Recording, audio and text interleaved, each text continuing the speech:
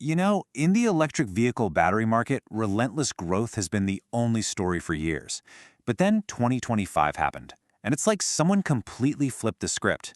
We're talking about two giants, CATL and Samsung SDI, who had been marching in lockstep. Then, all of a sudden, their paths just violently diverged.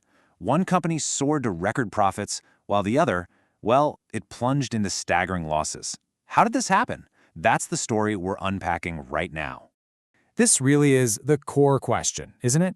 And, this isn't just a story about numbers on a balance sheet. Oh, no. It's about two fundamentally different bets on the entire future of energy.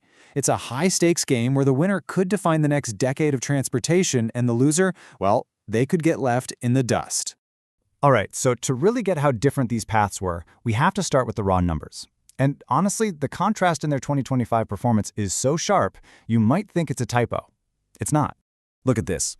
This single image basically tells the whole story. On one side, you've got a thriving giant. On the other, a company facing a really, really brutal reality. So let's get into the numbers behind these pictures. So first up, CATL. In a year where some of their competitors were really struggling, CATL grew its revenue by more than 17%. That's nearly $59 billion. That's a massive number that shows their momentum wasn't just continuing, it was actually accelerating. And this is where it gets truly wild. That revenue didn't just trickle down to the bottom line. It exploded. We're talking over $10 billion in net profit. That's a staggering 42% jump from the year before. So they weren't just selling more, they were making more money on every single battery they sold. Okay, now let's flip the coin and look at Samsung SDI. In that exact same 12-month period, their revenue didn't just slow down, it cratered, falling by 20%. And look, this wasn't some market-wide problem. This was a direct result of slowing demand from some of their key car-making partners. And the bottom line? Even more brutal. A complete swing from profit to a net loss of over $400 million. So, how did two companies in the exact same industry end up in such wildly different places? Well, the answer lies in two completely different bets on technology. Right. So these financial results didn't just happen by accident. Nope.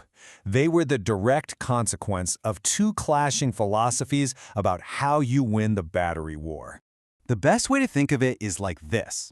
CATL basically launched an all-fronts attack, trying to conquer every single piece of the market right now. Samsung SDI, on the other hand, made what you could call a next-gen gamble, focusing all its resources on a future knockout blow. Let's take a look at what's in their arsenals. So CATL's whole strategy was to commercialize everything and do it fast. While others were talking about what's coming next, CATL was already shipping it. Their Shinseng batteries could add hundreds of miles of range in just a few minutes. They were putting aviation-grade batteries in actual flying vehicles. They even rolled out sodium-ion batteries for cars just to protect against those crazy lithium prices. It was a total saturated attack on every corner of the market, today. Samsung? They took the complete opposite path. They adopted what they call a fine and beautiful strategy, pouring all their energy into the next big leap. That meant perfecting the next generation of cylindrical cells and chasing the holy grail, all solid-state batteries. Now, these are the batteries that promise to be safer, lighter, and way more powerful than anything on the road today. They even signed a deal with BMW for this future tech. But the key word here is future.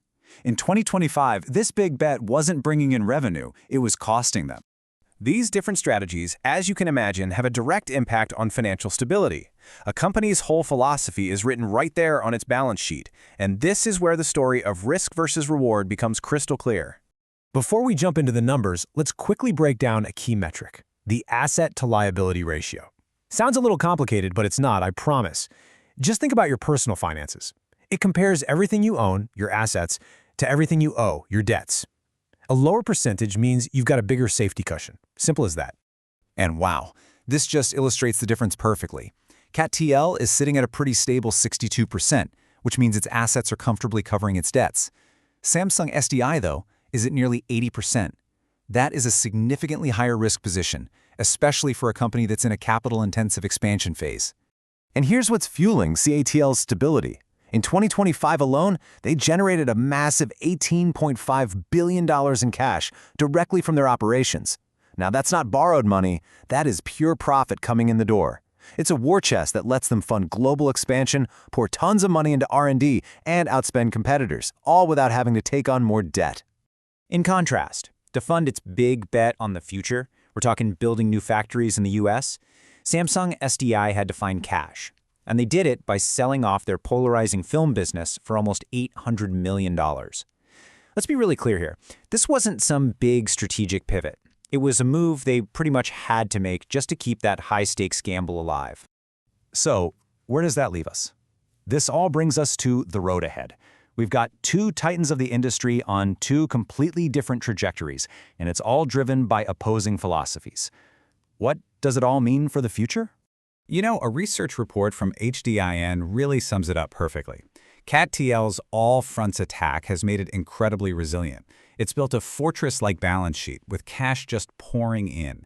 Meanwhile, Samsung SDI is willingly going through what the analyst calls short-term earnings pain, all because they're betting that their next-gen tech will be so revolutionary that it'll just leapfrog the entire industry.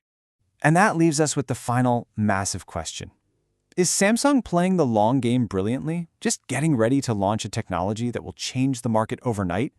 Or has CATL used its current dominance and immense cash flow to build a lead that is now, quite simply, unstoppable? Only time is going to tell.